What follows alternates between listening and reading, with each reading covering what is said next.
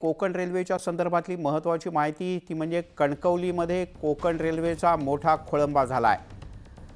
परनेम इथे एक बोगदा आहे आणि या बोगद्यामध्ये मोठ्या प्रमाणात माती आणि पाणी हे रेल्वे ट्रॅकवर आलंय आणि त्यामुळे कणकवली स्थानकात एर्नाकुलम एक्सप्रेस ही थांबवण्यात आली आहे। कुडाळमध्ये तेजस एक्सप्रेस थांबवण्यात आली आहे।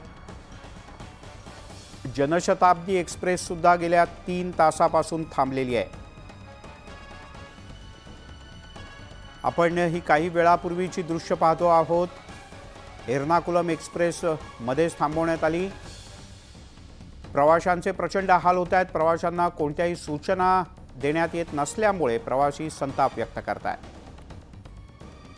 फटका जो आहे तो सिंधुदुर्गसह गोव्याला देखील बसलेला पाहायला मिळतोय। गोव्यातील जनजीवन जे आहे ते आज दुपारपासून मुसळधार पावसामुळे विस्कळीत झालेलं पाहायला मिळतंय। जर आपण पाहिलं तर याचा फटका देखील कोकण रेल्वेला बसलेला पाहायला मिळतोय, कारण कोकण रेल्वेची व्यवस्था जी होती ती अद्यापर्यंत व्यवस्थित सुरळीत चालू होती। मात्र आता काही वेळापूर्वी पेरनेम येथील बोगद्यामध्ये काही तांत्रिक बिघाड झाल्यामुळे ही वाहतूक जी आहे ती ठप्प झालेली आहे। अनिश्चित काळासाठी ही वाहतूक ठप्प झाल्याचं येथील रेल्वे प्रशासनाकडून सांगण्यात येत आहे। मात्र प्रवाशांना याची कोणतीही खबर दिलेली जात नाहीये। कोणत्याही प्रकारचं किती वाजता ही ट्रेन सुरू होईल हे देखील सांगितलं जात नाही। त्यामुळे सिंधुदुर्ग जिल्ह्यातील तसेच रत्नागिरी स्थानकांवर अनेक ट्रेन अनिश्चित काळासाठी थांबवण्यात आले आहेत। तसंच या ठिकाणाहून जाणाऱ्या मुंबईकडे जाणाऱ्या सर्व ट्रेन ज्या आहेत त्या ज्या गोव्यामधून येत आहेत त्या सगळ्या एकाच जागेवर थांबवण्यात आलेल्या आहेत। त्यामुळे पुढील किती वेळासाठी हा थांबा असेल हे मात्र सांगण्यात येत नाही। काही प्रवासी आहेत आपल्यासोबत। कुठून आलात आणि किती वेळ झालाय तुम्हाला या कणकवली स्थानकामध्ये?